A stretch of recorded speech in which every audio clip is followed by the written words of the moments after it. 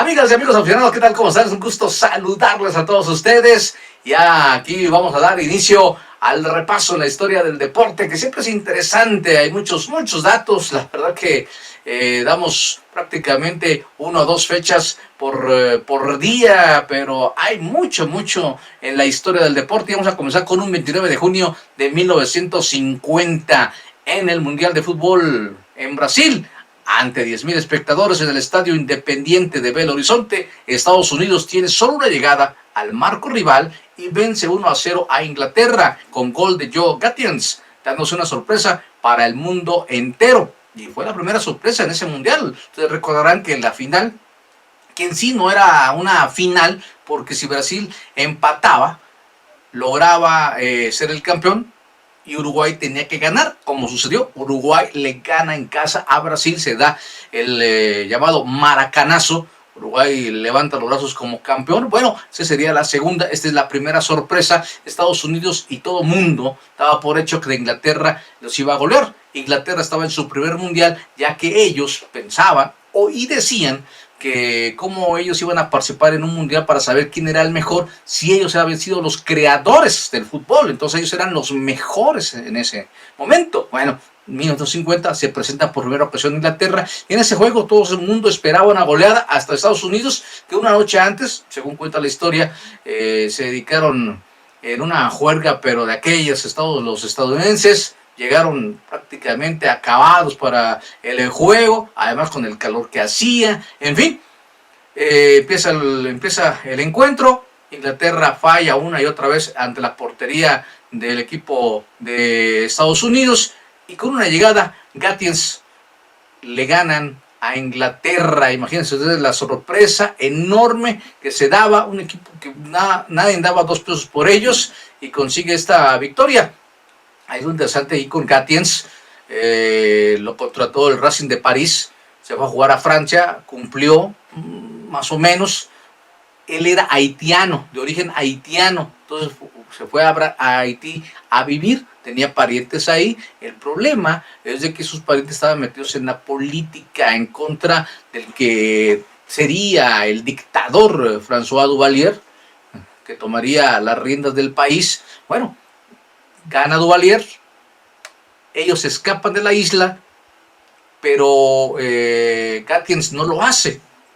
Él se dedicaba a jugar, se dedicaba a entrenar a los jovencitos, creyendo que pues no le iban a hacer nada porque él no estaba metido en la política. Al final los militares lo capturan, se lo llevan, y más nunca se supo de él. Muchos dicen que fue torturado y su cadáver desaparecido. Un 29 de junio de 1997, en el torneo Cuatro Caminos, ya desaparecido, el Máscara se impone en lucha de máscara contra máscara a Gran Marcus Jr. en una caída. Nombre, Cándido Robles Cruz, que nada tiene que ver con el original Gran Marcus. Marcus Jr. simplemente tomó ese nombre con permiso de Gran Marcus, pero no eran familiares. Hubo ocasiones que hasta lucharon juntos. Gran Marcus original había perdido la máscara años antes contra Aníbal, y ahora la perdía Gran Marcus Jr. contra 1000 máscaras, que había sido con los dos un contendiente muy complicado. Jamás le ganó el otro Gran Marcus, jamás le pudo ganar. El otro era originario de Torreón, Coahuila, y este hombre entonces pierde la máscara Gran Marcus Jr. en esta ocasión. 30 de julio de 1908, con 41 años de edad, Cy Young se convirtió en el lanzador más viejo en lanzar un partido sin hit ni carrera, y Boston gana 8-0 a los Yankees de Nueva York. Cy Young consiguió 511 victorias en 22 temporadas que jugó en Grandes Ligas. Por eso mismo, el trofeo que se le da al mejor pitcher en una campaña, tanto de la Liga Americana como de la Liga Nacional, se llama Cy Young, por el máximo ganador. Nada más hay que indicar que su nombre de este personaje no era exactamente el Cy, era una contracción por el ciclón. Su nombre verdadero era Denton True Young. 1 de julio de 1904 se inauguran los Juegos Olímpicos de San Luis en Estados Unidos, con la participación de 687 atletas, entre ellos 6 mujeres de 13 naciones. participan en 94 pruebas de 14 deportes. La apertura la hace el presidente de Estados Unidos, Theodore Roosevelt. Estos Juegos Olímpicos que nacieron bajo el auspicio del varón Pierre de Coubertin, ¿se lo recordarán? Ya esta era la tercera edición, termina el 23 de noviembre del mismo año y pues ha cambiado tanto. En ese entonces no había profesionales, no podía nadie cobrar, aunque participar en otro deporte diferente no se podía participar si cobraban. Y ahora pues han dicho que tiene que cambiar porque los Juegos Olímpicos iban a morir poco a poco. 2 de julio de 1921, ante 100,000 espectadores, en un estadio construido por Tex Richards, el viejo Madison Square Garden, y que era el más grande del mundo, Jack Dempsey arrolla al francés George Carpentier y lo vence por nocaut en 4 asaltos. Y hablamos de que fue un entradón, que esperaban que Carpentier pudiera ganarle a Jack Dempsey. Se ganó más de $1,000,000 en las entradas. Fue la primera ocasión que se rebasaba esa cifra. Bueno, George Carpenter dijo, la fuerza ha vencido a la técnica. Era un león y no me iba a dejar matar por esa bestia, por Jack Dempsey, que realmente pues era un destripador ahí en el cuadrilátero. Esa pelea fue la primera que se transmitió por radio a nivel mundial. 2 de julio de 1995, Hideo Nomo se convirtió en el primer japonés elegido para participar en un juego de estrellas. Para el momento de su selección, Nomo era el líder en ponches y segundo en efectividad de la Liga Nacional. Hideo Nomo debutó en 1990 como pelotero en Japón con el equipo de los Búfalos de Kinetsu. Y en 95 era su primer año en Grandes Ligas. Ese año se llevó el trofeo de novato. Además, pues tuvo problemas en cuanto al brazo, la carrera se le acortó y terminó jugando en Venezuela hace 2 años, en 2017, todavía estaba lanzando, pero efectivamente esa lesión en el codo lo fue retirando del mejor béisbol del mundo. 3 de julio de 1957 fallece en La Habana, Cuba, Adolfo Domingo Luque Guzmán, conocido como Papá Montero o el Habana Perfecto, una de las grandes estrellas de la pelota cubana de todos los tiempos y primer lanzador en actuar en las grandes ligas. Adolfo Luque era un tremendo lanzador, además era buen bateador. Luque jugó con los Bravos de Boston, con los Rojos de Cincinnati, con los Dodgers de Brooklyn, con los Gigantes de Nueva York, fueron sus 4 equipos. Después de retirarse se dedicó a ser manager y ganó 7 campeonatos con el equipo de Almendares en Cuba, uno con el equipo de Cienfuegos, vino a México y también logró 2 campeonatos con el equipo de los Tecolotes de Nuevo Laredo, 1953 y 1954. Hay una escena en la película del pelotero Fenómeno, que hace resortes, donde el manager sube a la loma a sacar al pitcher y se queda él lanzando. En esa ocasión era Lázaro Salazar que se hizo esa toma. Bueno, Adolfo Luque lo hizo precisamente en un juego. Tenía 56 años, me parece.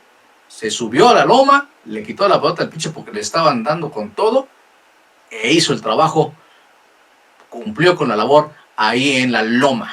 De esa categoría era Adolfo Luque.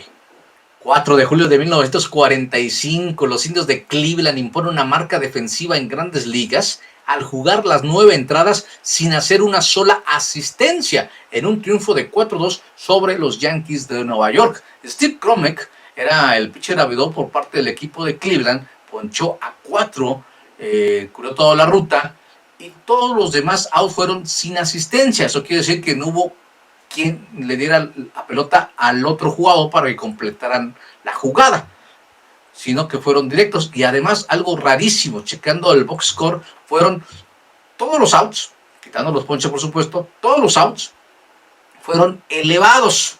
No, ni siquiera sacaron una rola, digamos una rola por primera que todo primera base y pisa la almohadilla, es una out sin asistencia. Bueno, fueron 8 outs del jardinero izquierdo que logró, 4 outs del jardinero central, 3 del jardinero derecho, 2 del segunda base y el catcher. Y en una ocasión, tanto el tercera base como el campo corto atraparon una pelota en elevado. Rara situación que ocurre en un juego de Grandes Ligas. 5 de julio de 1947 y siguiendo con grandes ligas, Larry Doby, pelotero de color, debuta con Cleveland 11 semanas después de que debutara Jackie Robinson en el mejor béisbol del mundo con los Dodgers y rompiera la barrera de color.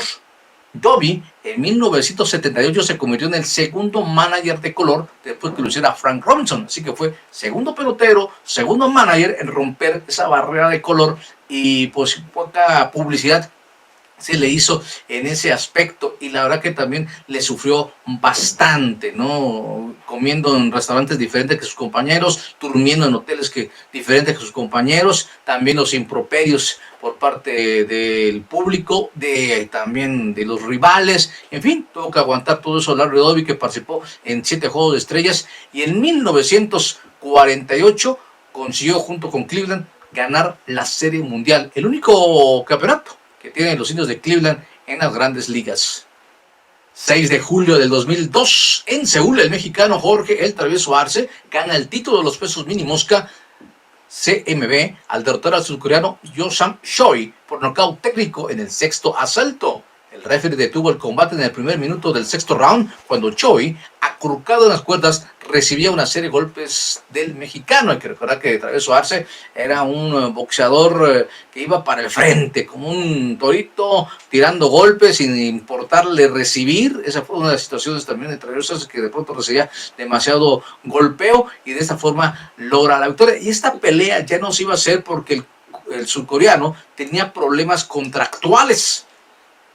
Estaba en su cuarta defensa de su título, al final se consigue, pero en eso que andaban de los problemas contractuales del surcoreano, entonces se pensó que podían pelear Ricardo Finito López, que era campeón por parte de la Federación Internacional de Boxeo, y el Travieso Arce, que iba a quedar como campeón interino del Consejo Mundial de Boxeo, enfrentarlos.